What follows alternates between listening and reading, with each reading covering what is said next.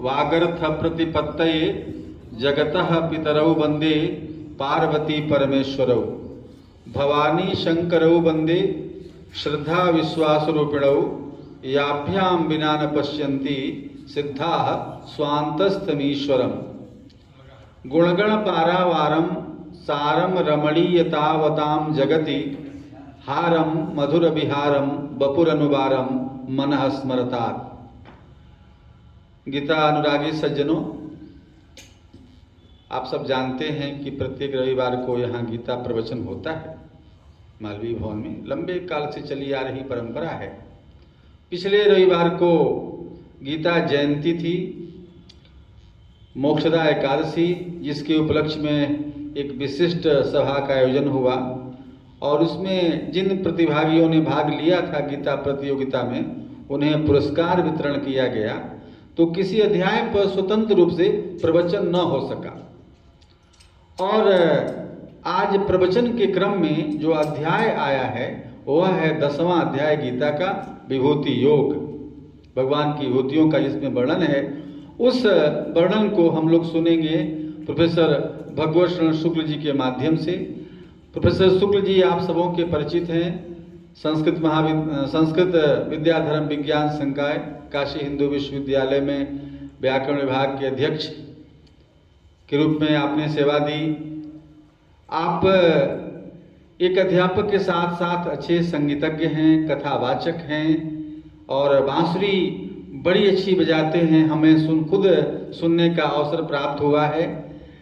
आज हमारे बीच हैं। मैं गीता समिति की ओर से आपका स्वागत अभिनंदन करते हुए, जो परंपरा है यहाँ की, पद गायन के विद्यार्थी तो उपस्थित नहीं हुए हैं, लेकिन मैं गीता के 10वें अध्याय के वाचन के लिए आमंत्रित करता हूँ शुभम उपाध्याय को, तो वे गीता के 10वें अध्याय का वाचन करें। आयुष्मान शुभम उपाध्याय।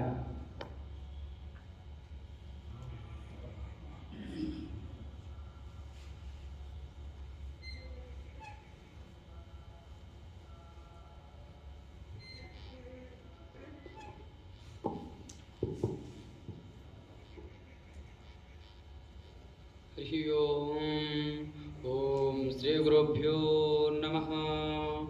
ओम श्री परमात्मने नमः।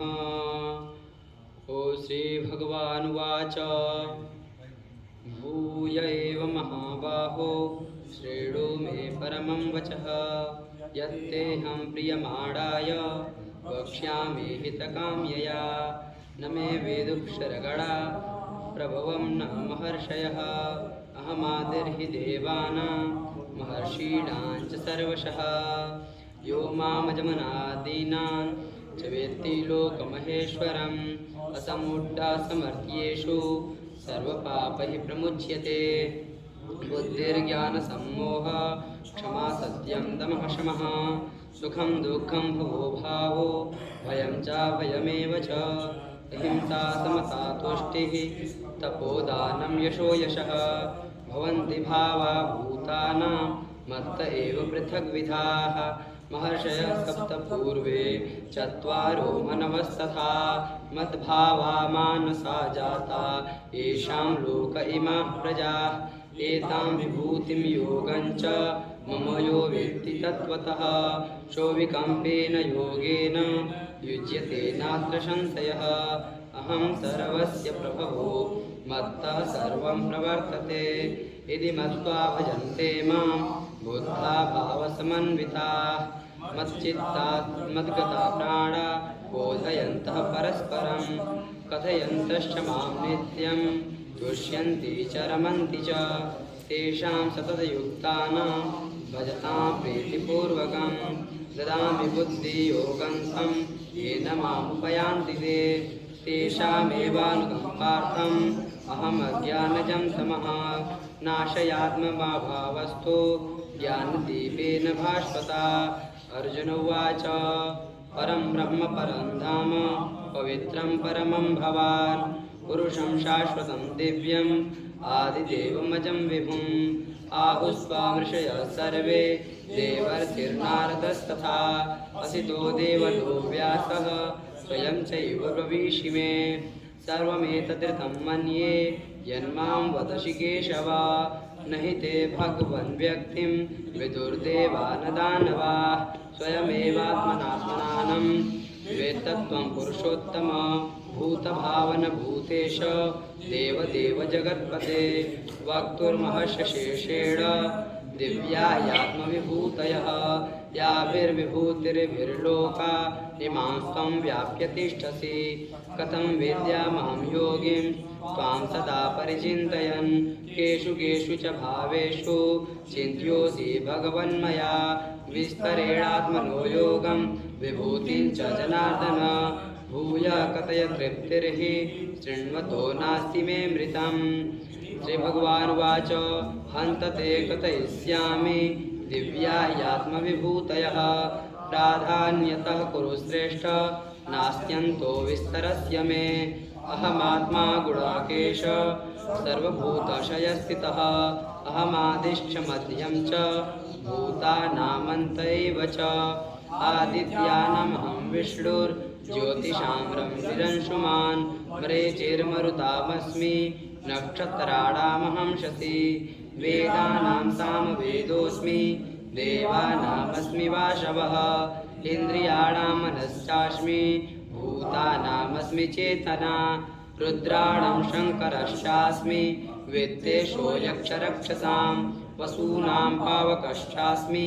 मेरुः शिखरिणामहं क्रोधसाञ्च मुख्यं मां विद्धि पार्थ बृहस्पतिं सेनानीनामहं स्कन्धः सरसामस्मि सागरः महर्षीणाञ्च भृगुरहं गिरामस्मि एकमक्षरं यज्ञानां जपयज्ञोऽस्मि स्थावराणां हिमालयः अश्वत्थः सर्ववृक्षाणां देवर्षीणां च नारदः गन्धर्वाणां चित्ररथः सिद्धानां कपिलो मुनिः उच्चैस्रवशमश्वानां विद्धि मामृतोद्भवम् ऐरावतं गजेन्द्राणां नराणां च नराधिपम् आयुधानामहं वज्रं धेनूनामस्मि कामधुक् प्रजनश्चास्मि कन्दर्पः सर्पाणामस्मि वासुकिः अन्तश्चास्मि नागानां वरुणो यथसामहं पितॄणामर्यमा चास्मि यमसंयमतामहं प्रह्लादश्चास्मि दैत्यानां कालः कलयतामहं मृगाणां च मृगेन्द्रोऽहं वैनतेयश्च पक्षिणां पवनः पवतामस्मि रामः शस्त्रभितामहं यषाणामकरश्चास्मि स्रोतस्तसामस्मि जाह्नवी सर्गाणामादिरन्तश्च मध्यं चैवाहमर्जुन अध्यात्मविद्या विद्यानां वादः प्रवदतामहम् अक्षराणामकरोऽस्मि द्वन्द्वसामासिकस्य च अहमेवाक्षयः कालो धाताहं विश्वतोमुखः मृत्युः सर्वहरश्चाहम् उद्भवश्चस्य भविष्यतां कीर्ते श्रीर्वाचनारीणां स्मृतिर्मेधा धृतिः क्षमा बृहत्साम तथा साम्नां गायत्री छन्दसामहं मासानां मार्गशीर्षोऽहं ऋतूनां कुसुमाकरः द्यूतं चलयतामस्मि तेजस्तेजस्विनामहं जयोऽस्मि व्यवसायोऽस्मि सत्त्वं सत्त्वतामहं ऋषीणां वासुदेवोऽस्मि पाण्डवानां धनञ्जयः मुनीनामप्यमहं व्यास कवीनामुशना कविः दण्डोदयतामस्मि नीतिरश्मिजिगीषतां मौनं चैवास्मि गुह्यानां ज्ञानं ज्ञानवतामहं यच्चापि सर्वभूतानां द्विजं तदहमर्जुन न तदस्ति विना यत्स्यान् मया भूतं चराचरं नान्तोऽस्ति मम दिव्यानां विभूतीनां परन्तप एष तूद्देशतः प्रोक्तो विभूतेर्विस्तरो मया यद्यद्विभूतिमत्सत्त्वं श्रीमद्दुर्यूतमेव वा तत्तद्देवागच्छत्वं मम तेजोशम्भवम् अथवा बहुनैतेन किं ज्ञातेन तवार्जुन वेष्टव्याहमिदं कृष्णम् एकांशेन स्थितो जगत् ॐ तत्सदिति श्रीमद्भगवद्गीता उपनिषत्सु ब्रह्मविद्यायां योगशास्त्रे श्रीकृष्णार्जुनसंवादे विभूतियोगो नाम 10मोऽध्यायः श्रीब्रह्मार्पणमस्तु। धन्यवाद शुभम। देर से ही सही हमारे बीच संगीत एवं मंच कला संकाय से पद गायन के लिए उपस्थित हैं विद्यार्थीगण। मैं शिवानी को आमंत्रित करता हूं पद गायन के लिए, जो वहां की छात्रा हैं, और हारमोनियम पर संगत कर रहे हैं देवेंद्र जी, और तबले पर संतोष और देवेंद्र, और पद गायन प्रस्तुत करेंगी शिवानी।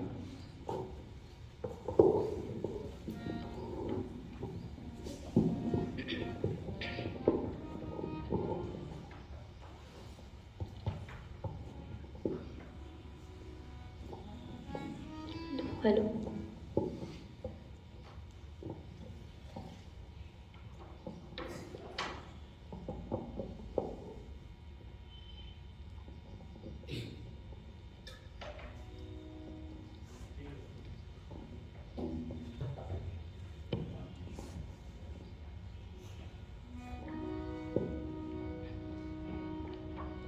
आप सभी को मेरा प्रणाम। आज मैं आप सभी के समक्ष भगवान श्री कृष्ण का एक भजन प्रस्तुत करने जा रही हूँ।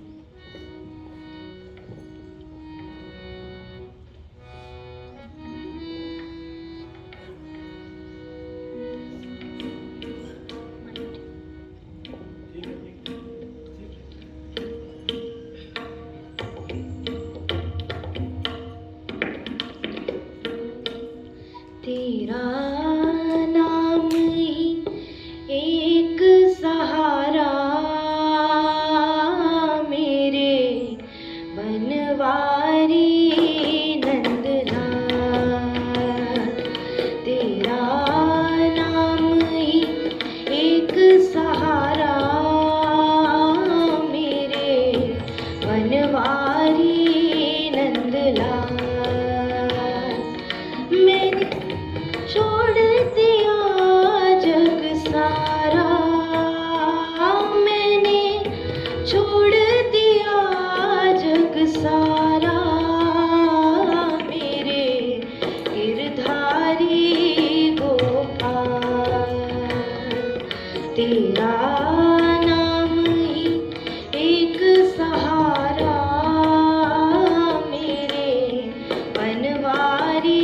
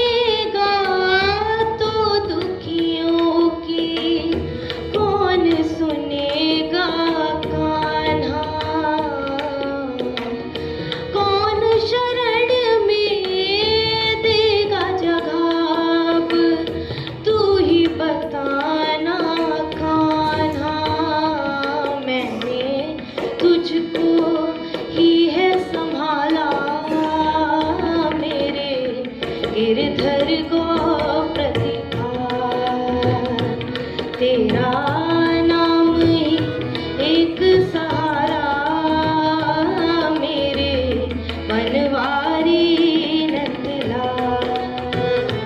तेरा नाम ही एक सहारा मेरे बनवारी नंदलाल।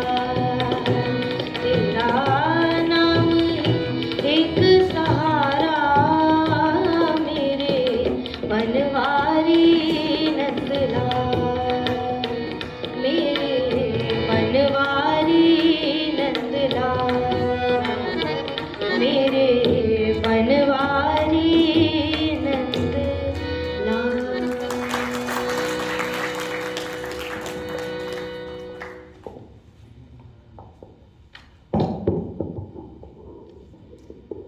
तेरा नाम ही एक सहारा मेरे बनवारी नंदलाल। इस शीर्षक के भजन की उपस्थापना की आयुष्मती शिवानी ने। इसके बाद मैं आमंत्रित करता हूं गीता समिति के सचिव मित्रवर प्रोफेसर उपेंद्र कुमार त्रिपाठी जी को कि वे आज के हमारे मुख्य वक्ता प्रोफेसर शुक्ल जी का परिचय पूर्वक उनका स्वागत करें, अभिनंदन करें। प्रोफेसर त्रिपाठी जी।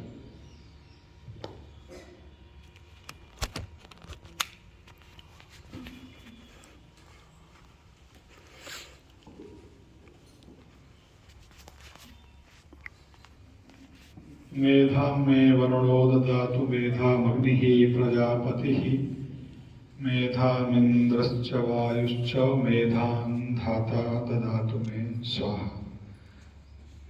रविवासरीय गीता प्रवचन के क्रम में आज हमारे बीच महनीय वक्ता प्रोफेसर भगवत शरण शुक्ल जी, आप काशी हिंदू विश्वविद्यालय के में व्याकरण विभाग में अनेक वर्षों तक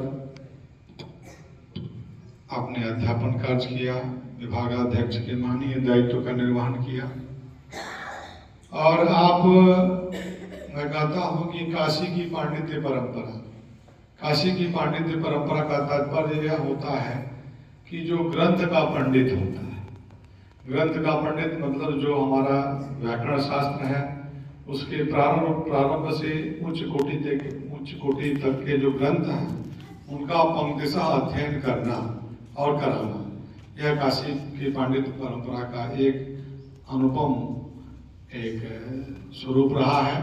उस पांडित्य परंपरा से आप जुड़े रहे हैं। आप मूलतः प्रयागराज में आपने अध्यापन किया प्रारंभिक क्रम में और काशी हिंदू विश्वविद्यालय में 2006 में आप नियुक्त हुए व्याकरण विभाग के उपाचार्य के पद पर। उसके बाद आप आचार्य हुए और अनेक वर्षों तक विभागाध्यक्ष का महनीय दायित्व निर्वहन किया। अनेक राष्ट्रीय संगोष्ठियों में आपका प्रतिभागिता रही और आपका विशेष पक्ष यह रहा कि साहित्य संगीत कला विहीना साक्षात पशु उक्ष विषाणहीन विहीना। तो साहित्य संगीत में भी आपकी विशेष रुचि रही। व्याकरण शास्त्र के उद्भट विद्वान होने के साथ साथ संगीत में भी आपकी अभिरुचि रही। आप बांसुरी के एक राष्ट्रीय स्तर के आप बांसुरी वादक हैं। साथ साथ आप ज्योतिष के भी माननीय आचार्य हैं। कर्मकांड में भी आप निष्णात विद्वान हैं। तो ये सारे विविध पक्ष है ज्ञान के, आपके ज्ञानात्मक जो स्वरूप है, साथ साथ आचारनिष्ठ जीवन है आपका। आप जैसा आपकी वाणी है, जैसा आपका स्वरूप है, उसी प्रकार से आपका आचरण भी है। आत्मनः प्रतिकूलानि परेशान न समाचरेत, उसको आत्मसात करने वाले हमारे भगवत शरण शुक्ल जी हैं। आज हमारे बीच वक्ता के रूप में उपस्थित हैं। इसके पूर्व में भी आपके व्याख्यान यहाँ से हुए हैं। मैं आपका गीता समिति की ओर से आपका बारंबार अभिनंदन करते हैं, वंदन करते हैं। हमारे बीच प्रत्येक रविवार को जो नित्य स्तोत्रवृंद आते हैं वे सभी हमारे अभिनंदन के पात्र हैं। हमारे गीता समिति के उपाध्यक्ष प्रोफेसर रुद्र प्रकाश मलिक जी जो पीछे बैठे हुए हैं, आपका भी अभिनंदन है। हमारे बीच आयुर्वेद संकाय से प्रोफेसर एच.एच. अवस्थी जी जो आयुर्वेद के निष्णात विद्वान हैं। हमारे वैदिक विज्ञान केंद्र में भी आप अतिथि अध्यापक के रूप में आप सेवा देते हैं। हमारे गीता समिति के संयुक्त सचिव प्रोफेसर सदेंद्र तिवारी जी, और यहाँ पर जो भी मातृ भगिनी गण हैं, डॉक्टर जायसवाल जी आती हैं ये भी गीता प्रवचन में। तो आप सबका मैं सम्मिलित रूप से मैं अभिनंदन करता हूँ। और विभूति योग जो है आज का जो अध्याय है, जो परंपरा प्राप्त प्रकृति प्राप्त जो अध्याय है विभूति योग, विभूति योग में देखिए वेदों में मंत्र एक आता है, ईशावास्यमिदं सर्वम यत्किंच जगत्याम जगत तेन त्यक्तेन भुंजीथा मागृधा कस्य स्विधनम। इस मंत्र का भाव है कि ईश्वर जो है प्रत्येक जड़ में भी, सभी कण कण में ईश्वर की सत्ता है और सब में व्याप्त है, और हमें त्याग पूर्वक उसका उपभोग करके जीवन व्यतीत करना चाहिए। और यहाँ पर विभूति योग में भगवान ने बताया कि मैं अमुक हूँ, अमुक हूँ, अमुक हूँ, और इसमें अमुक हूँ। वृक्षों में मैं अश्वत्थ वृक्ष हूँ, वेदों में मैं सामवेद हूँ। तो कहने का अभिप्राय है कि भगवान की सत्ता सब जगह है, लेकिन उसमें भी कुछ एक विशिष्टता है। उस विशिष्टता को विभूति योग के माध्यम से भगवान श्री कृष्ण ने व्यक्त किया है। अभी देखिए मुकुटमणि त्रिपाठी जी भी गणित शास्त्र के विद्वान हैं, यहाँ पर पधारे। मैं आपका भी अभिनंदन करता हूँ। और आज के इस विभूति योग जो अध्याय है उसका व्याख्यान हम सब लोगों को सुनने को अवसर प्राप्त होगा। मैं ज़्यादा समय न लेते हुए मंच को तथा जितने भी सुधीजन हैं सबको मैं सम्मिलित रूप से अभिनंदन करते हुए आज के जो हमारे माननीय वक्ता हैं आचार्य शुक्ल जी से मैं निवेदन करता हूं कि अपने व्याख्यान से हम सभी को आप्यायित करें। आचार्य शुक्ल जी।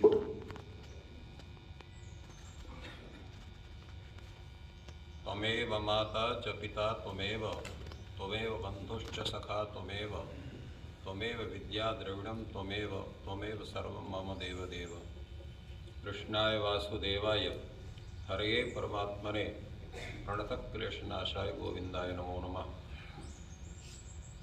इस गीता ज्ञान यज्ञ के शुभ अवसर पर गीता समिति के सचिव प्रोफेसर उपेंद्र त्रिपाठी जी, संचालक प्रोफेसर शरदिंदु त्रिपाठी जी, आचार्य हरिहृदय अवस्थी जी एवं अन्य सभी जो आचार्य हमारे काशी हिंदू विश्वविद्यालय के तथा विभिन्न सुधी श्रोतृगण, माता एवं बहनें तथा छात्रगण। मालवी भवन में गीता पर कुछ बोलने के लिए मुझे लगता है तभी अवसर प्राप्त होता है जब विशेष भाग्य का उदय होता है, क्योंकि ये जो भूमि है ये तपस्वियों की भूमि है। और आज जो बोलने को जो विषय मिला है वो है विभूति योग नामक दशम अध्याय। अगर उस दशम अध्याय के विभूति योग के से अगर ज्ञान किया जाए तो यह निश्चित होता है कि मालवी जी भी हमारे वो अवतारी पुरुष थे, सामान्य व्यक्ति नहीं थे। क्योंकि सामान्य व्यक्ति की स्थिति क्या है, वह अपने और अपने परिवार से बहुत अधिक ऊपर नहीं उठ पाता है। तो जो व्यक्ति परिवार से ऊपर उठ करके पड़ोस के विषय में सोचता है या फिर गांव के विषय में सोचता है या अपने जिला, प्रदेश और या संपूर्ण विश्व के विषय में सोचता है, तो जितनी उदार भावना आपके अंदर बनेगी परमात्मा के उतने ही समीप आपकी स्थिति बनेगी। क्योंकि परमात्मा का स्वभाव क्या है, उपकार स्वभाव है। तो परमात्मा के अत्यंत समीप पहुंचने के लिए व्यक्ति को उपकार भाव में स्थित होना आवश्यक है। इसलिए हम लोग देखते हैं कि उन्हीं व्यक्तियों का नाम संपूर्ण विश्व में या देश में हुआ है जो अधिकतर उपकार की भावना से ओतप्रोत रहे हैं। और हमारे अन्य आचार्य भी कहते हैं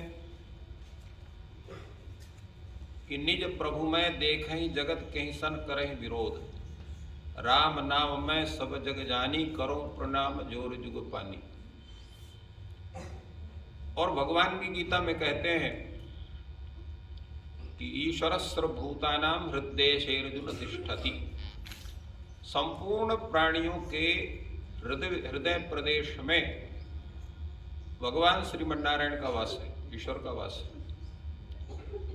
तो ऐसी अवस्था में व्यक्ति का अगर सबके प्रति प्रेम होगा तो वही अधिकतर ईश्वर के समीप होगा। सामान्य व्यक्ति की भावना वो सबको ईश्वर मानने में नहीं होती, वो केवल अपने विषय में अधिक सोचता है। ये मेरा है, ये व्यक्ति मेरा है, ये संपत्ति मेरी है, ये व्यक्ति मेरा है, ये सब कुछ मेरा आदि। और मेरा और मैं से उठने पर ही हम संपूर्ण समाज से जुड़ सकते हैं, संपूर्ण व्यवस्था से जुड़ सकते हैं, सबको अपना सकते हैं और मालवीय जी जैसे बन सकते हैं। तो मालवीय जी ने अपने लिए ही नहीं सोचा, संपूर्ण विश्व के लिए सोचा। एक इंटरव्यू मेरे से प्रश्न किया उस समय के वर्तमान माननीय कुलपति जी ने कि आप प्रयाग से हैं, मालवीय जी भी प्रयाग से थे, तो उन्होंने प्रयाग में विश्वविद्यालय का निर्माण क्यों नहीं कराया? काशी हिंदू विश्वविद्यालय का निर्माण उनको प्रयाग में कराना चाहिए था। प्रयाग के थे, अपने जगह की दिशा में सब कोई सोचता है। और मेरे लिए अप्रत्याशित प्रश्न था, तो भगवान की कृपा से उत्तर यही हुआ कि ये काशी नगरी है। और मालवीय जी जानते थे कि काशी नगरी में जो भगवान शिव हैं, विश्वनाथ हैं, वो साक्षात आचार्य के रूप में विद्यमान है। इसलिए ये जो काशी है ये विद्या की राजधानी इसीलिए कही जाती है। अब आचार्यत्व स्वरूप कैसे है भगवान विश्वनाथ का, तो आप सभी जानते हैं कि जब यहाँ किसी की भी मृत्यु होती है तो भगवान शिव उनको तारक मंत्र का उपदेश देते हैं। तो उपदेश देने वाला व्यक्ति तो गुरु ही होता है, तो तद रूप में आचार्य है। हमारे यहाँ का जो सिद्धांत है, ऋते ज्ञानान्न मुक्ति ही, बिना ज्ञान की मुक्ति नहीं होती है। तो फिर तारक मंत्र देने से मुक्ति कैसे होगी? ये तो ऋते ज्ञानान्न मुक्ति, ये वचन है, ये व्यर्थ है या ये वैकल्पिक है? दोनों बातें मानी जा सकती हैं कि ज्ञान से ही मुक्ति होती है और भगवान की शिव की कृपा से जो तारक मंत्र का उपदेश हुआ उससे भी मुक्ति होती है। तो हमारे आचार्य गण कहते हैं कि ज्ञान का तात्पर्य क्या है? ज्ञान का तात्पर्य उस परमात्म तत्व का पूर्ण साक्षात्कार कर लेना, वही ज्ञान का मुख्य स्वरूप है। तो तारक मंत्र के उपदेश से उस व्यक्ति के अंदर विद्यमान जितनी भी अज्ञान की परतें हैं वो सब नष्ट हो जाती हैं और उस परम तत्व का ज्ञान भी उस व्यक्ति को हो जाता है, तो पूर्ण ज्ञान उसको हो गया। इसलिए ऋते ज्ञानान्न मुक्ति, यह जो कथन है इसकी भी संगति होती है और भगवान की कृपा प्रसाद से तारक मंत्र का उपदेश भी मुक्ति का स्वरूप ही बनता है। इसलिए दोनों में कहीं अंतर नहीं और वास्तविकता ही यही है कि जब सुयोग्य गुरु होता है तो उसके उपदेश से जो है भिद्यते हृदय ग्रंथि छिद्यते सर्व संशय, ये होता है। तो ये गुरु का एक स्वरूप है। और इस गीता में भी जो गुरु है कोई साधारण नहीं है। कृष्णम वंदे जगत गुरु, भगवान श्री कृष्ण जो जगत गुरु हैं, जगत गुरु शब्द के लिए केवल श्री कृष्ण के लिए शब्द आया गीता में, कृष्णम वंदे जगत गुरु, वो उनका उपदेश हो रहा है।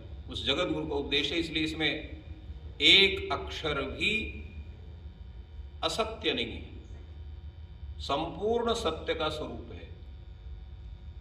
और जो इसके विषय में कहता है, कुछ लोग ऐसे भी हैं कि इसमें इतना अंश ठीक है, इतना अंश उचित नहीं है, इसका मतलब है उसके तात्पर्य को जानते ही नहीं है।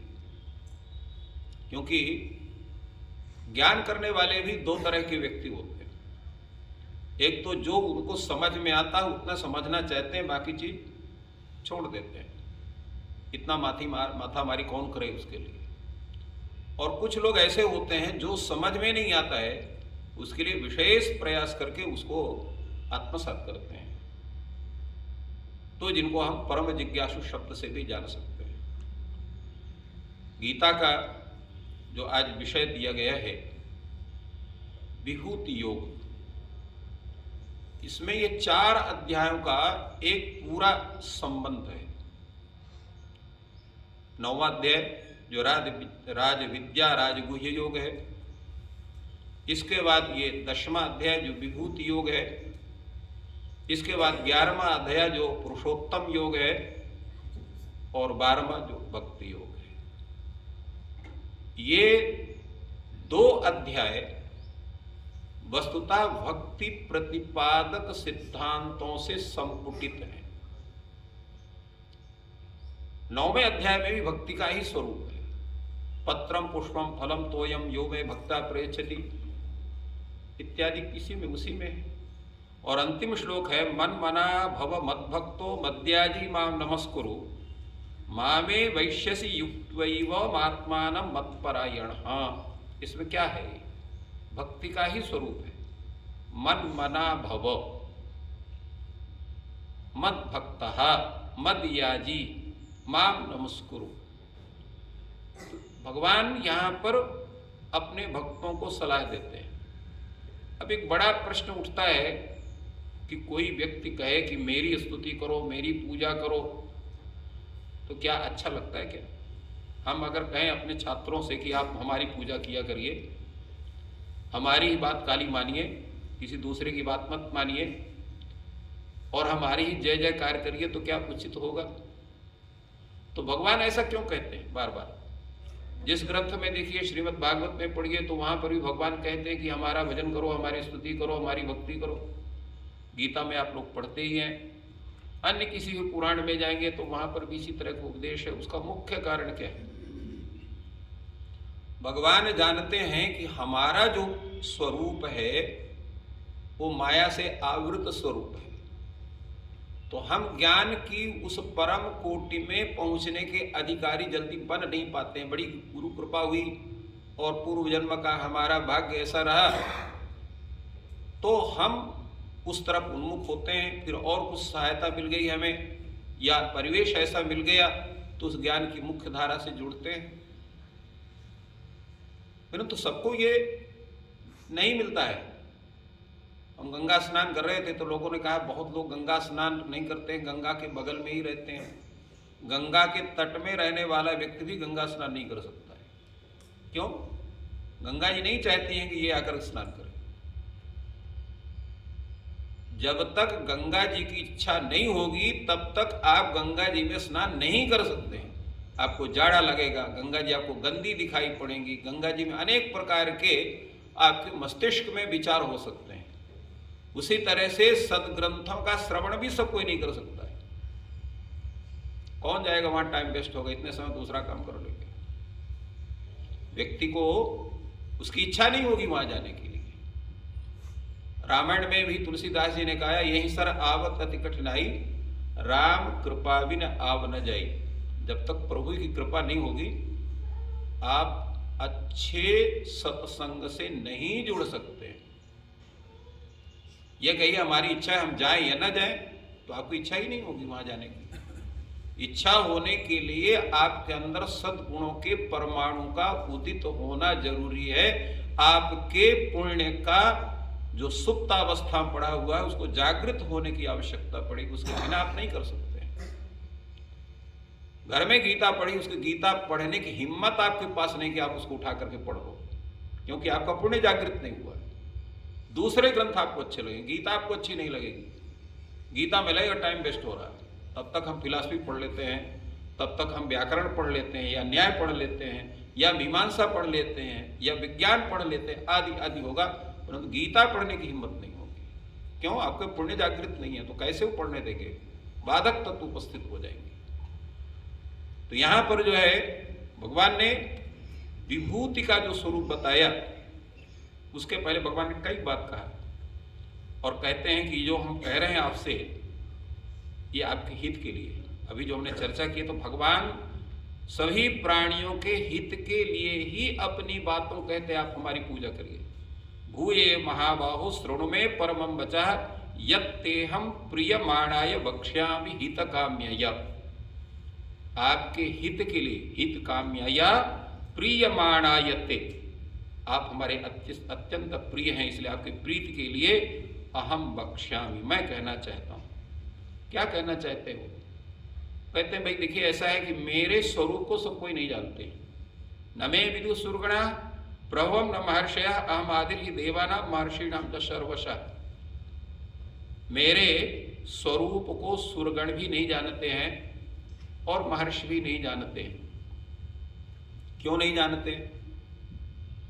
इसलिए कि हम उसी को जानते हैं जिसके पहले हम पैदा हुए हों, और जो अगर हम उसके बाद पैदा हुए हैं तो उसकी पूरी स्थिति को नहीं जान सकते। भगवान कहते हैं अहम आदिर ही देवानाम महर्षिणाम च सर्वशः, मैं सबका आदि हूं। तो आदि होने के कारण न तो देवता मेरे स्वरूप को जानते हैं और न मेरे जो है महर्षि लोग मेरे पूरे स्वरूप को जानते हैं। तो यो मामजम अनादिम च वेत्ति लोक महेश्वरम असमूढ़ समर्थेषु सर्व पापै प्रमुच्यते। भगवान कहते हैं कि जो मुझे लोक महेश्वर अनादि रूप में जानता है वही वस्तुतः ज्ञाता है। जिसमें कहते हैं ये न विज्ञाते न सर्वम विज्ञातम भवति, जिसके जिसका ज्ञान कर लेने से सब कुछ का ज्ञान हो जाता है। इसलिए भगवान ने कहा कि यो माम अजम अनादिम लोक महेश्वरम वेत्ति स असमूढ़, वही असमूढ़ है, अर्थात वही विद्वान है, वही जानकार है, वही ज्ञाता है। और जब ज्ञान हो जाता है व्यक्ति को तो वो सर्व पापै प्रमुच्यते, वो संपूर्ण पापों से दूर हो जाता है। अब ये संपूर्ण पापों से दूर होने का तात्पर्य क्या होता है? आप पूछेंगे कि भाई उन्होंने पुण्य किया है, कुछ भी किया तो उसके दूर हो गए। पाप दूर होने की अपेक्षा पाप करने की प्रवृत्ति को दूर होना वो सबसे बड़ा आवश्यक है। एक बार चर्चा हो रही थी कि भाई लोग जाते हैं गंगा में स्नान करते हैं, तो गंगा में स्नान करने से सब पाप मुक्त हो गए, तो फिर व्यक्ति को कष्ट क्यों भोगना पड़ता है? हम देखते हैं जो प्रतिदिन गंगा स्नान करने वाले हैं, प्रतिदिन जप करने वाले हैं, प्रतिदिन दान करने वाले, फिर भी वो अनेक प्रकार के कष्टों से ग्रस्त होते हैं या अनेक प्रकार के दुर्भावनाओं से ग्रस्त होते हैं। तो उसमें कहा गया, देखने तो मजाक में कहा कि जब आप गंगा के घाट के पास पहुंचते हैं तो घाट के पहले ही सब पाप आपको छोड़ देते हैं, और गंगा स्नान करने के बाद जब फिर घाट को पार करते हैं तो सब आपको पकड़ लेते हैं। मजाक में उसने कहा, वस्तुता क्या है कि धर्माचरण करने से पाप तो दूर होते हैं, किंतु पाप करने की जो प्रवृत्ति है वो दूर नहीं होती है। तो पाप करने की प्रवृत्ति के दूर होने के दो कारण हैं। वो है सदग्रंथों का पाठ या श्रवण, या जो अच्छे संत हैं, विद्वान हैं, उनके द्वारा उपदिष्ट वाक्यों का श्रवण। इसलिए हमारे वेदांत में कहा जाता है श्रवण मनन निधिध्यासन।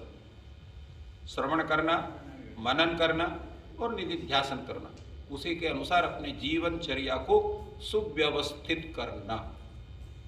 तो जब तक पाप करने की प्रवृत्ति का नाश नहीं होगा तब तक पाप हमारे नष्ट नहीं होंगे, फिर हमको पकड़ लेंगे बार बार करके। इसलिए भगवान ने कहा कि सर्व जो है, जो जिसको ज्ञान हो जाता है वो सर्व पाप ही प्रमुच्यते, अर्थात उसको पाप करने की प्रवृत्ति का भी उसका नाश हो जाता है, फिर वो पाप नहीं करता है। अगर आपको ज्ञान हो जाए, कहा कि हम अगर अग्नि को छुएंगे तो हम जल जाएंगे, आप अग्नि को नहीं छुएंगे। परंतु आपको पता ही नहीं हुआ कि अग्नि के छूने से हम जल जाएंगे, बार बार हाथ ढालते रहेंगे, जलते रहेंगे, फिर आप हाथ निकालेंगे, फिर हाथ डालेंगे अग्नि में, फिर जलते रहेंगे, आपको अग्नि जलाती है इत्याकारक ज्ञान आपको नहीं हुआ। तो इसी तरह से पाप करेंगे, फिर फल भोगेंगे, फिर पाप करेंगे, फिर फल भोगेंगे। इसका मतलब है कि पाप करने से ही कष्ट होता है, इत्याकारक ज्ञान हमें नहीं हुआ। और भगवान कहते हैं कि जितनी भी प्रवृत्तियां हैं वो सब कुछ मेरे में है। बुद्धिर्ज्ञानम समूह क्षमा सत्यम दमः शमः सुखम दुखम भवो भावो भयम चा भयमेव च अहिंसा समता तुष्टिस्तपो दानम यशो यशः भवन्ति भावा भूतानां मत्त एव पृथक विधा। चाहे वो ज्ञान हो, चाहे बुद्धि हो, चाहे वो असमूह हो, क्षमा है, सत्य है, इंद्रियों का दमन करने की है, शम है, माने कर्मेंद्रिय और ज्ञानेंद्रिय, उनका सबका वशीकरण। इंद्रियों का वशीकरण होता है, अर्थात बुद्धि जब सात्विक बनेगी, बुद्धि के सात्विक होने से मन की सात्विकता बनेगी, मन के सात्विकता होने पर इंद्रियों में मन का नियंत्रण होगा, तो आप जितेंद्रिय बनेंगे। और सुख है, दुख है, और उत्पत्ति है, प्रलय है, भय है, अभय है, अहिंसा है, समभाव है, तुष्टि है, तप है, दान, यश और अपकीर्ति। ये संसार की जितनी भी वृत्तियां हैं, मनोवृत्तियां प्राणियों की हैं, अनेक प्रकार की, भगवान कहते हैं ये सब मेरे द्वारा होता है। इसी प्रकार ये जितने भी महर्षि, जो सप्त महर्षि हुए हैं, जिनको जो है स्वयं ब्रह्मा ने पूर्व में पैदा किया, वो मरीचि है, अंगिरा है, अत्रि है, पुलस्त है, पुलह है, कृतु है, वशिष्ठ है, ये उनकी मानसिक सृष्टि है। इसी प्रकार सबसे पूर्वज सनक, सनंदन, सनातन, सनत कुमार ये हैं, और इसके पश्चात जो मनु है, ये मानसिक सृष्टि के संपूर्ण प्रजा, भगवान कहते हैं कि ये सब मेरे ही द्वारा उत्पन्न हैं, ऐसा भगवान का कथन है। और इसलिए ये जितनी विभूतियां हैं, विभूति शब्द का अर्थ क्या होता है? विशिष्टा भूति ही विभूति, परमैश्वर्यम इत्यर्थः। विशिष्ट भूति, विशिष्ट ऐश्वर्य, अर्थात वो एक परम ज्योति जिसका दर्शन एक स्थल विशेष में हमको प्राप्त होता है। अभी भगवान बताएंगे कि कहाँ कहाँ है, जिसकी चर्चा अभी किया, उसका संक्षेप में ही हम उल्लेख करते हुए चलेंगे, क्योंकि अध्याय तो बहुत बड़ा है। अगर एक श्लोक की व्याख्या की जाएगी तो पूरा दिन समाप्त होगा, और आधा पौन घंटा में ही पूरे वक्तव्य को पूर्ण करना है। तो तत्वतः वेत्ति, भगवान कहते हैं ये ताम विभूतिम योगम च, दो शब्द का इन्होंने उल्लेख किया। एताम विभूतिम योगम च मम यो वेति तत्वतः सो विकंपेन योगेन युज्यते नात्र संशय। विभूति और योग दो शब्द का उल्लेख है। विभूति नामक योग ये नहीं है, विभूति भी है और योग भी है। विभूति क्या है? विभूति ही ऐश्वर्यम, विशिष्टा भूति ही विभूति, जिसकी चर्चा हमने किया। और उसको जो है रामानुज कहते हैं कि सर्वस्य मदायत्तोत्पत्ति स्थित प्रवृत्ति रूपाम विभूतिम।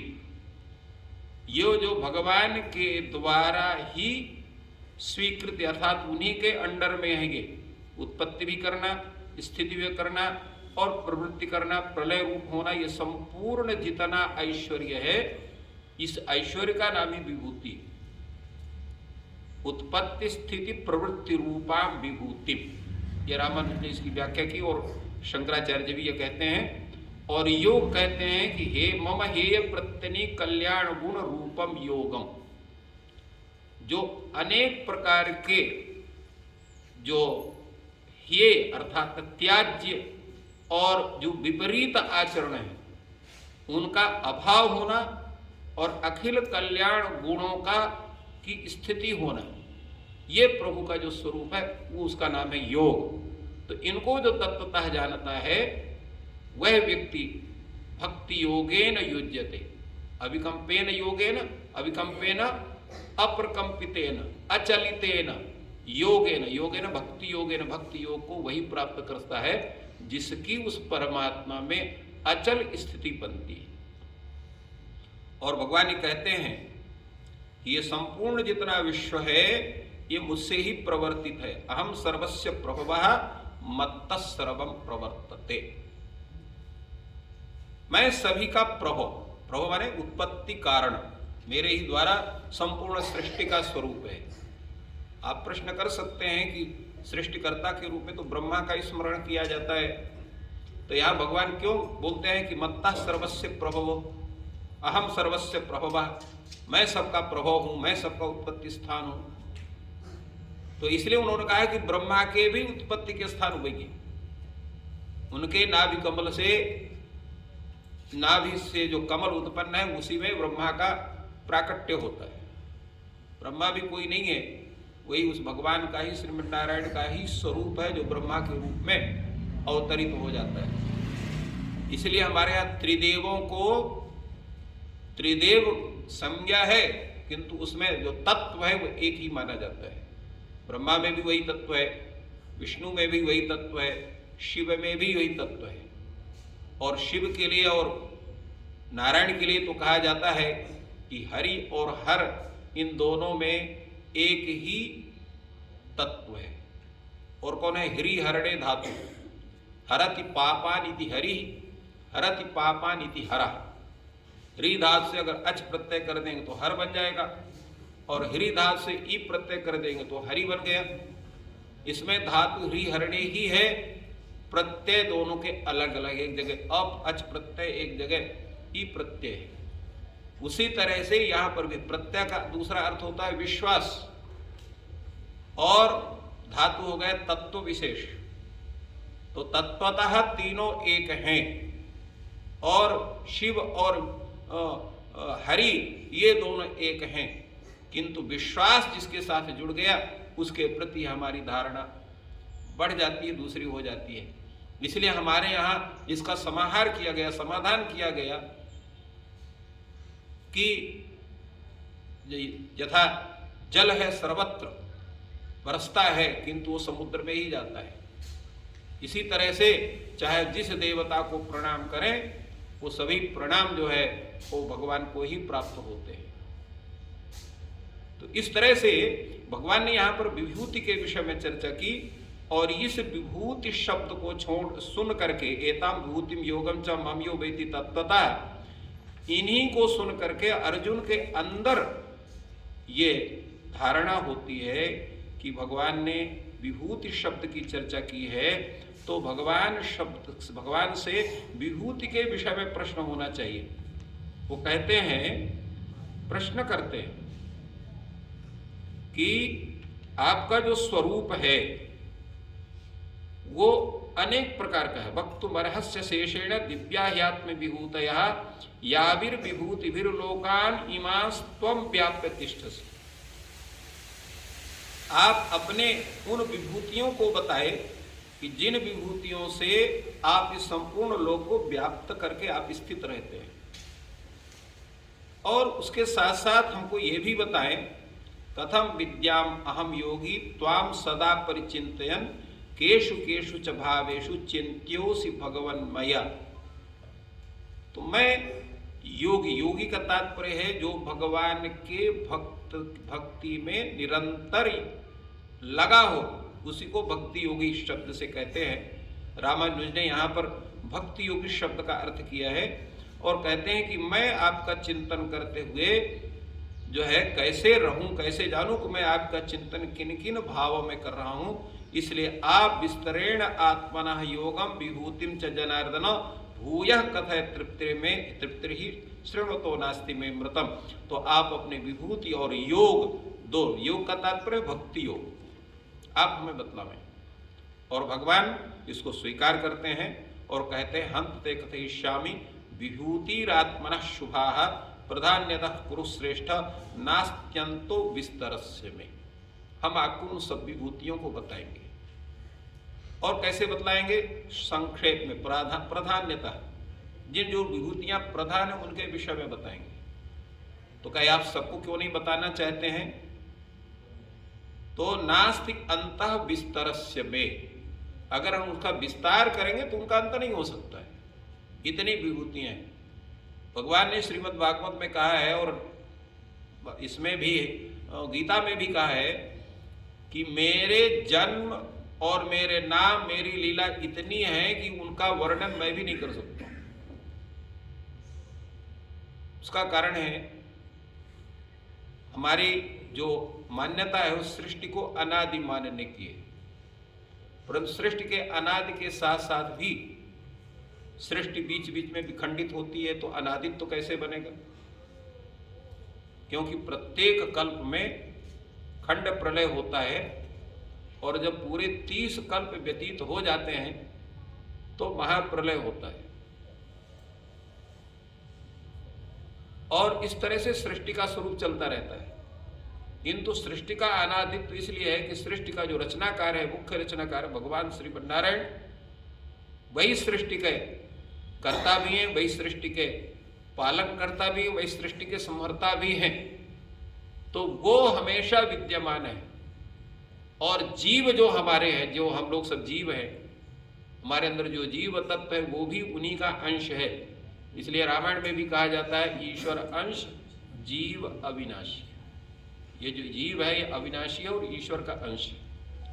और भगवान भी यही बात कहते हैं, अहम आत्मा गुडाकेश सर्वभूताशय स्थितः अहम आदिश्च मध्यंच भूतानामंत एवच।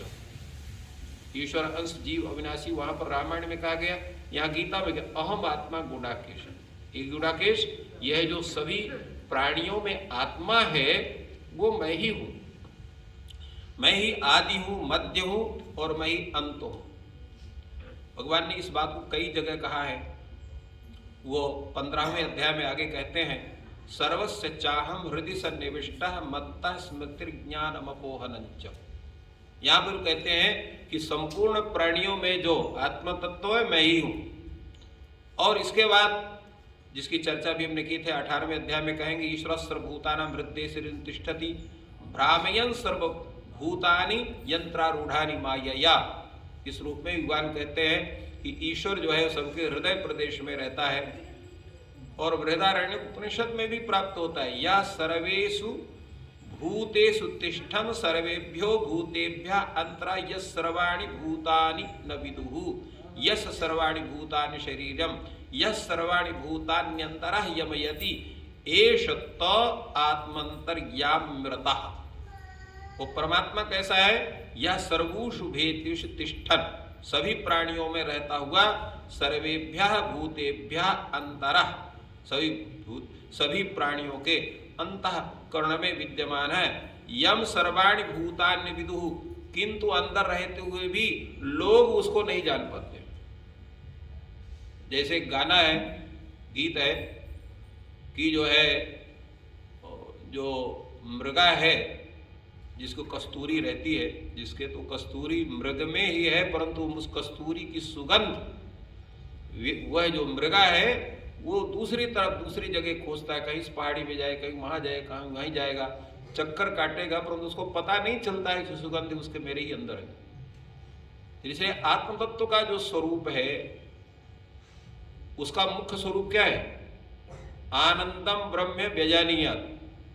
आनंद जो है वो आत्मा का स्वरूप है। आत्मा नित्य आनंद है, इसलिए उसको नित्य आनंद, और जो परमात्मा उसको सच्चिदानंद कहते हैं। दोनों जगह आत्मानंद सच्चिदानंद। तो आनंद ही हम खोजते हैं। तो हमारी बुद्धि आनंद कहाँ खोजती है? विषयों में खोजती है।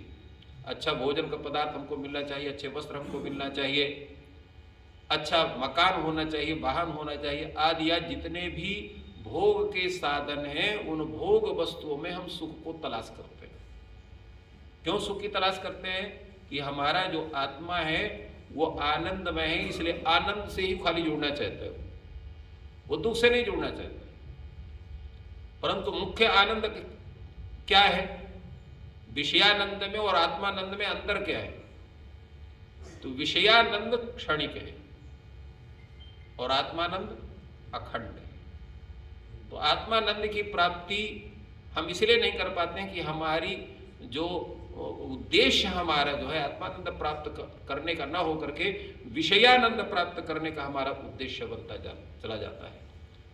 और यही हम पढ़ते भी हैं, शुरू से भी हमारे माता पिता कहते हैं कि ऐसा करो, ऐसी पढ़ाई करो जिसे खूब आमदनी कर सको, खूब धन इकट्ठा कर सको। ऐश्वर्यवान व्यक्ति की ही पूजा होती है। यस्यास्ति वित्तम सनरः कुलीनः सपंडितः श्रुतिवान् गुणज्ञा सए वक्ता सच दर्शनीय सर्वे गुणाः कांचनमाश्रयन्ति, ये भी बोला जाता है। किंतु ये सुख क्षणिक सुख है, आत्मानंद का जो सुख है वो परमात्मा सुख है, वो अखंड सुख है। इसलिए अखंड सुख के प्रति व्यक्ति की उद्देश्य उसको अपना उद्देश्य बनाना चाहिए। यही हमारे शास्त्र कहते हैं। भगवान ने इन विभूतियों में अनेक विभूतियों की चर्चा की।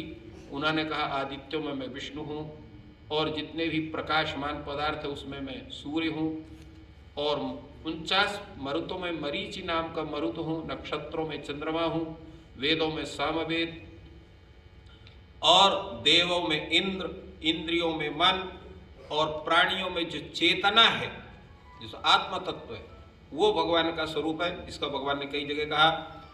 एकादश रुद्रों में शिव भगवान अपना स्वरूप बतलाते हैं, और यक्षों में और राक्षसों में कुबेर को अपना स्वरूप बताते हैं।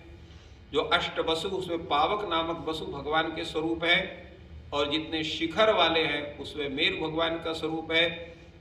पुरोहितों में भगवान का स्वरूप बृहस्पति का स्वरूप है, और जो सेनापति वो स्कंद हैं, और जितने प्रकार के सरोवर उसमें सागर भगवान का स्वरूप है। महर्षियों में भृगु हैं, और जो वाणी में है, तो वाणी में सर्वप्रथम वाणी क्या होती है? प्रणव। ओमित्येकाक्षरम ब्रह्म मां व्याहरन मां मनुस्मरन में ये जो प्रणव है, ओमकार है, ये भगवान का स्वरूप वाणी में माना गया है। यज्ञ में जप यज्ञ है, और जितने स्थावर उसमें हिमालय भगवान का स्वरूप है। वृक्षों में अश्वत्थ वृक्ष है, इनकी अलग अलग व्याख्या है। अश्वत्थ कैसे सभी वृक्षों में भगवान का स्वरूप है, देवर्षियों में ना इनकी, तो इसलिए समय ना होने से इनका सबका व्याख्या संभव नहीं है। केवल उल्लेख मात्र वाणी को पवित्र करने के लिए किया जा रहा है। तो देवर्षियों में नारद, गंधर्वों में चित्र, सिद्धों में कपिल मुनि, अश्वों में उच्चैश्रव, गजेंद्रों में ऐरावत, मनुष्यों में नराधिप अर्थात राजा। राजा इसलिए कहा गया कि वो संपूर्ण प्रजा के सुख दुख के विषय में चिंतित रह करके और उनका योगक्षेम करता है। तो जैसे पूर्व में हमने कहा था कि जब आप अपने से उठ करके वो संपूर्ण प्राणियों के विषय में सोचेंगे तो आपका स्वरूप उदात्त हो जाता है। इसलिए राजा का भी स्वरूप उदात्त माना जाता है। और इसलिए भगवान ने कहा नारायणम च नराधिपम, आयुधों में वज्र, और धेनुओं में कामधेनु, और संपूर्ण उत्पत्ति में कंदर्प अर्थात कामदेव, सर्पों में वासुकी, नागों में अनंत, और जलचरों में वरुण, और पितरों में अर्यमा नामक पितृ, और संयमन करने से अर्थात नियमित करने में यमराज, दैत्यों में प्रहलाद, और संपूर्ण गणना करने वालों में काल, और मृगों में मृगेंद्र अर्थात सिंह, और पक्षियों में वैनते, ये भगवान का स्वरूप है। और पवित्र करने वालों में पवन भगवान का स्वरूप है। और भगवान ने कहा शस्त्र भृताम अहम रामः। कई बार इस पर चिंतन होता है कि जो भगवान के 10 अवतार हैं उसमें रामो रामश्च रामश्च ये कहा गया। 3 राम, परशुराम और दाशरथी राम और बलराम, ये 3 राम हैं। तो लोग शंका करते हैं कि राम शब्द से इसको किसको लिया जाए। राम शस्त्र वृताम अहम में राम शब्द से किसका ग्रहण किया जाए? परशुराम का ग्रहण किया जाए। परशुराम भी अस्त्र शस्त्र के बहुत बड़े वेत्ता थे। इसके बाद भगवान राम हैं, वो भी शस्त्रास्त्र के वेत्ता हैं। और बलराम भी अनेक प्रकार के अस्त्र शस्त्र के वेत्ता हैं। यद्यपि उनका हल और मुसल ये मुख्य उनका अस्त्र शस्त्र माना जाता है, किंतु अन्य अस्त्र शस्त्र के ज्ञाता थे और गदा युद्ध के तो बहुत बड़े पंडित थे अपने समय के, ऐसा उल्लेख प्राप्त होता है। तो इसमें राम शब्द से किसका ग्रहण किया जाए? तो इसमें भगवान शंकराचार्य ने अपनी व्याख्या में रामः दाशरथी ही लिखा कि राम शब्द से दाशरथी राम। अब प्रश्न हुआ कि दाशरथी राम का नाम उन्होंने क्यों किया शंकराचार्य जी ने? अन्य व्याख्याकारों ने भी वही व्याख्या की है। उसका मुख्य कारण यह है कि भगवान राम को अस्त्र शस्त्र देने के लिए 2 गुरु थे। वशिष्ठ जी ने उनको अस्त्र शस्त्र की विद्या दी अन्य शास्त्रों के साथ साथ, और इसके बाद विश्वामित्र जी से उन्होंने ज्ञान प्राप्त किया। और रावण जैसे परम अस्त्रवेत्ता को हराने के लिए सर्वाधिक अस्त्रवेत्ता अगर भगवान राम नहीं होते तो रावण को युद्ध में पराजित नहीं कर सकते थे। रावण, इसलिए उसमें वाल्मीकि रावण में कहा गया है राम रावण योर युद्धम राम रावण योरिव। राम और रावण का युद्ध का सादृश्य किसी से दिया जा सकता है तो राम और रावण के युद्ध से ही दिया जा सकता, दूसरे सादृश्य नहीं दिया जा सकता। इसलिए रामा शस्त्र वृताम में हमें राम शब्द से दाशरथी राम का ही ग्रहण होता है, अन्य का ग्रहण नहीं होता है। झषाणा मकरश्चास्मि, मत्स्यों में मकर, और जितनी नदियां उसमें गंगा का कथन है। और भगवान कहते हैं संपूर्ण सृष्टि का आदि अंत और मध्य मैं ही हूं।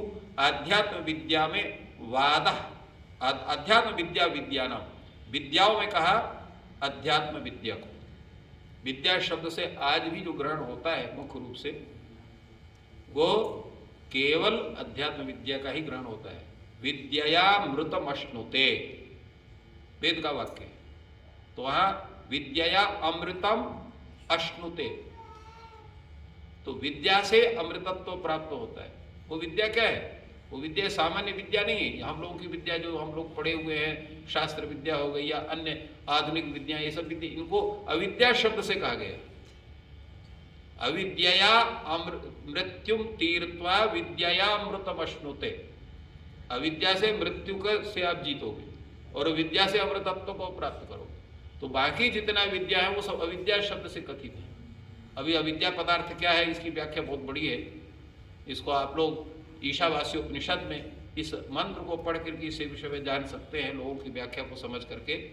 वहां लिखा हुआ अविद्या मृत्युम तीर्त्वा विद्या अमृतम अश्नुते, इसलिए विद्या शब्द का विद्या वही है जिससे आप अमरत्व को प्राप्त कर सकें, अर्थात मोक्ष को प्राप्त कर सकें। तो इसलिए यहां पर इन्होंने कहा कि अध्यात्म विद्या विद्यानाम, विद्याओं में अध्यात्म विद्या भगवान का स्वरूप है। और प्रबदताम अहम वादः, वाद शब्द का अर्थ जो शास्त्र में है तत्व बुभुत्सा वादः, तत्व का ज्ञान जिससे प्राप्त हो वही वाद पदार्थ है। और भगवान ने कहा अक्षरों में अकार प्रथम अक्षर वो मेरा स्वरूप है, समास में द्वंद्व, और अहमेवाक्षयः कालः धाताहम विश्वतो मुखा, मैं अक्षय काल मेरा स्वरूप है। और विश्वतो मुखा धात अर्थात ब्रह्मा मेरा, विश्वतो मुखा जिसके चारों तरफ मुख हो, विश्वतो मुखा विश्वतः सर्वतः मुखम यस्य सा विश्वतो मुखा, जिसके चारों ओर मुख तो ब्रह्मा है। और इस प्रकार भगवान कहते हैं कि सबको हरण करने वाले मृत्यु मेरा भी भगवान का स्वरूप है। और काशी में तो मृत्यु का भी बड़े स्नेह से आलिंगन किया जाता है। काशी का है तो जहाँ पर मरणम उत्सव यत्र, काशी के लिए कथन है कि यहाँ मरण भी उत्सव के रूप में गृहीत होता है, शोक के रूप में गृहीत नहीं होता है। तो मृत्यु ही भगवान का स्वरूप है। और भगवान कहते हैं कि जितने भी उत्पन्न होने वाले कर्म हैं उनका जो उसका भी स्वरूप मेरा है। और नारियों में भगवान ने कहा कीर्ति, श्री, वाणी, स्मृति, मेधा, धृति और क्षमा ये मेरा स्वरूप है। और सामवेद के ऋचाओं में बृहत् साम मेरा स्वरूप है, छंदों में गायत्री छंद मेरा स्वरूप है। और सभी जो मास हैं चैत्र से लेकर के फाल्गुन तक उसे मार्गशीर्ष ये मास मेरा स्वरूप है। ऋतुओं में कुसुमाकर अर्थात वसंत ऋतु मेरा स्वरूप है। और छलने वालों में जो द्यूत क्रीड़ा है वो मेरा स्वरूप है। तेजस्वियों का जो तेज है वो मेरा स्वरूप है, और जो जय है व्यवसायियों में वो जय मेरा स्वरूप है, और जितने बलशाली लोग हैं उनमें जो बल है सत्व है वो मेरा स्वरूप है। और भगवान यहाँ कहते हैं वृष्टि नाम वासुदेव, उसमें वृष्णि वंशियों में भगवान वासुदेव अर्थात मैं स्वयं श्री कृष्ण में मेरा ही स्वरूप अर्थात भगवान श्रीमन्नारायण का स्वरूप है। और पांडवों में धनंजय तुम भी मेरे स्वरूप में हो, मुनियों में व्यास मेरे स्वरूप हैं, और कवियों में शुक्राचार्य मेरे स्वरूप हैं, और दंड देने वालों में जो दंड है वो मेरा स्वरूप है, और जीतने वालों में नीति मेरा स्वरूप है, और गुह्य के रूप में मौन मेरा स्वरूप है, और ज्ञानियों में जो ज्ञान है वो मेरा स्वरूप है। इस तरह से भगवान ने अनेक विभूतियों का वर्णन किया। अर्जुन ने पूछा बस इतनी ही विभूति है कि और कुछ भी है?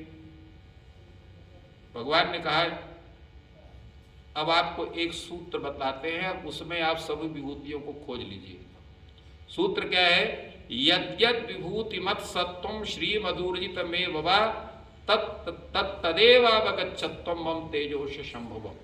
ये भगवान ने अर्जुन को सूत्र बताया।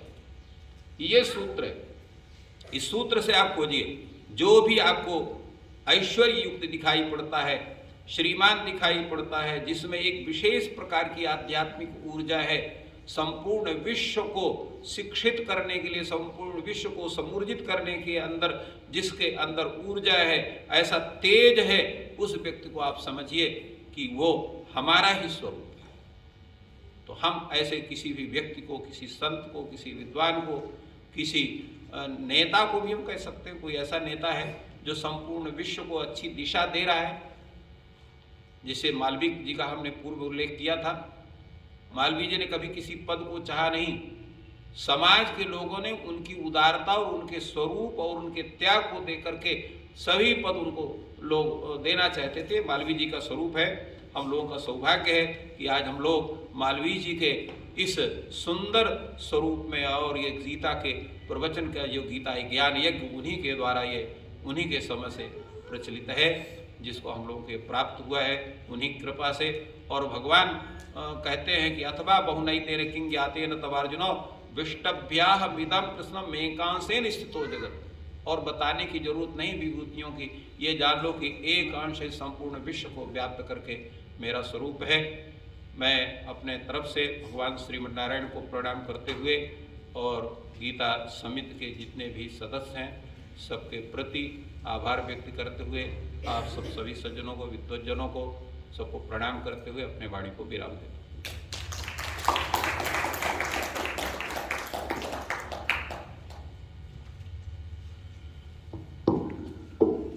हम अत्यंत उपकृत हैं, अनुग्रहित हैं आपके प्रवचन से, आशीर्वचन से।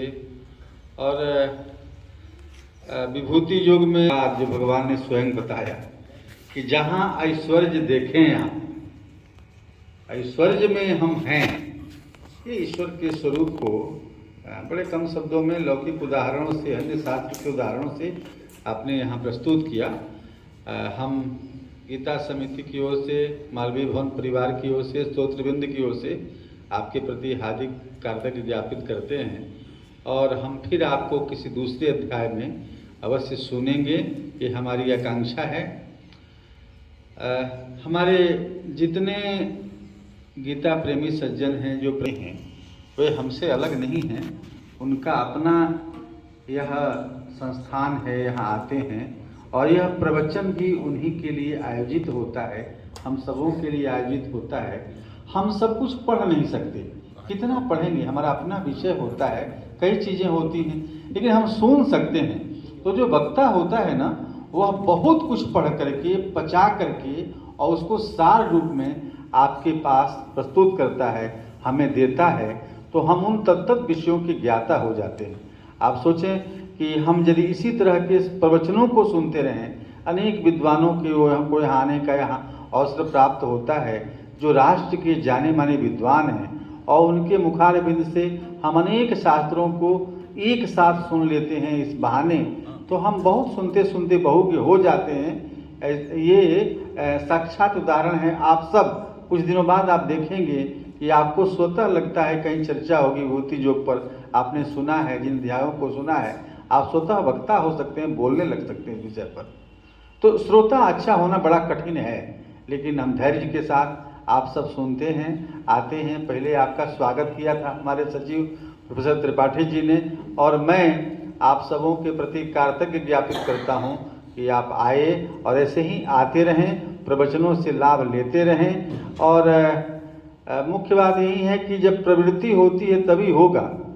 जब आपको यहाँ आने की प्रवृत्ति हो तो समझें कि आपका पुण्योदय हुआ है, पुण्य जागृत हुआ है, यह मान के आएँ, उसको खोएं ना। मैं उपस्थित समस्त श्रोतृवृंद के प्रति हार्दिक आभार व्यक्त करता हूँ, कृतज्ञ ज्ञापित करता हूँ, और प्रत्येक रविवार को उन्हें यहाँ उपस्थित होने के लिए आमंत्रित करता हूँ, निवेदन करता हूँ। और हमारे बीच फिर जो संगीत एवं मंच कला संकाय से जो देवेंद्र जी, संतोष जी, शिवानी उपस्थित हैं, मैं इनको भी धन्यवाद देता हूँ और आमंत्रित करता हूँ भजन की उपस्थापना के लिए आपको।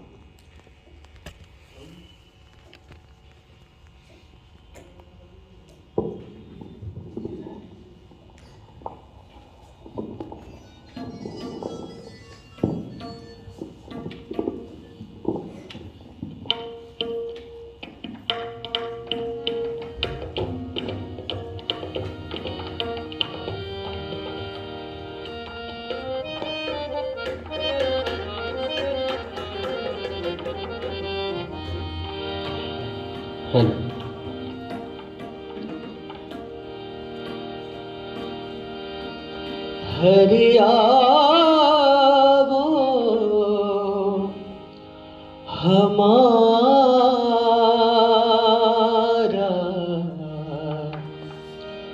घर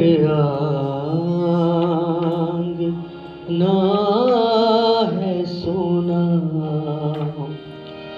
भजन की पंक्तियां हैं, हरि आओ हमारा घर आंगना है सोना। हरि आओ हमारा घर आंगना है सोना। हरि आओ हमारा घर आंगना है सोना। अपनी कृपा बरसाओ घर आंगना है सोना। अपनी कृपा बरसाओ घर आंगना है सोना।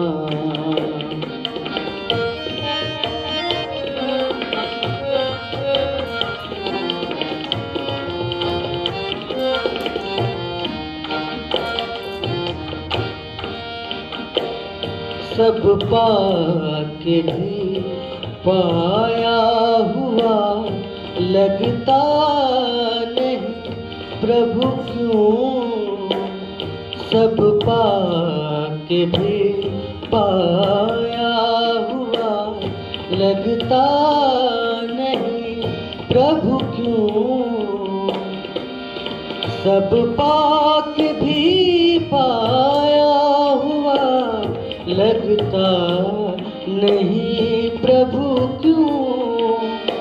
अब तुम स्वयं आ जाओ घर आंगना है सोना।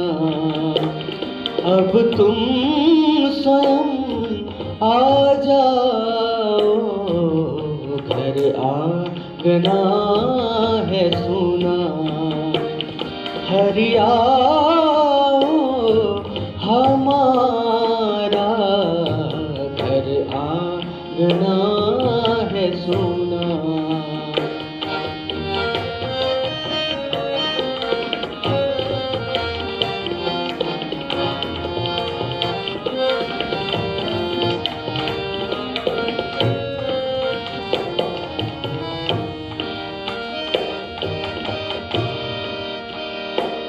सब में तुम में है सब हम जानते नहीं क्यों सब में तुम में है सब।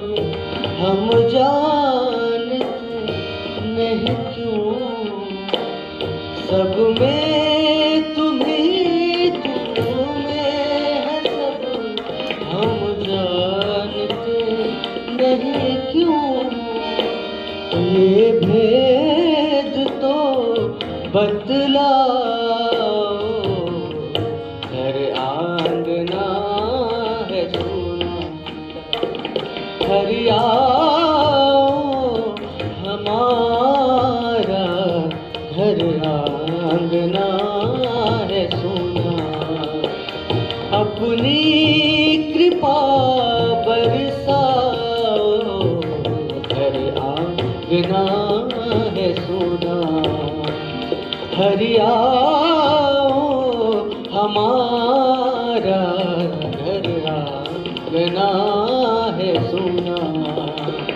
घर आंगना है सोना। घर आंगना है सोना।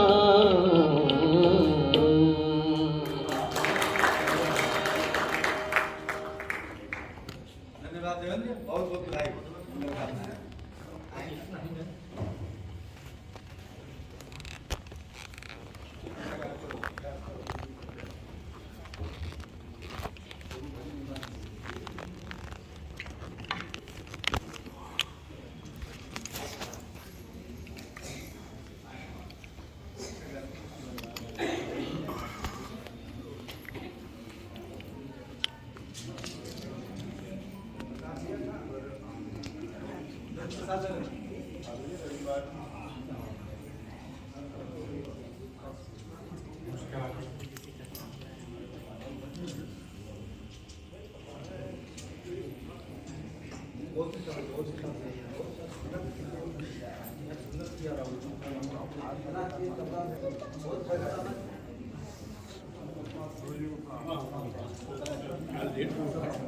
अच्छा, कैसे हैं? ठीक है।